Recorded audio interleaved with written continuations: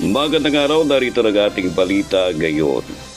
Sa ating balitang pambansa, asahan na ang posibleng pagtaas ng presyo ng ilang mga pangunahing bilhin matapos ang April 16, ayon yan kay Department of Trade and Industry Secretary Cristina Aldeguer Roque.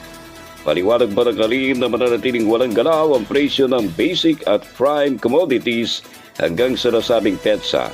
Ngunit maaaring magpatupad ng aumento ang ilang mga manufacturers pagkatapos nito, bagamat hindi niya lahat ng produkto ay maapektuhan.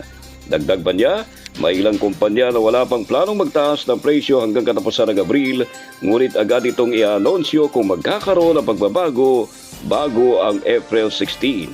Asahan din ang pagtaas ng ilang grocery items simula sa April 17, 2026. Naku po, higpit pa ng sinturo ng gagawin natin ito. At yan ang ating balitang pambansa. Ako naman Brad Maiga sa nagulat. Mapayapang araw, Mindanao.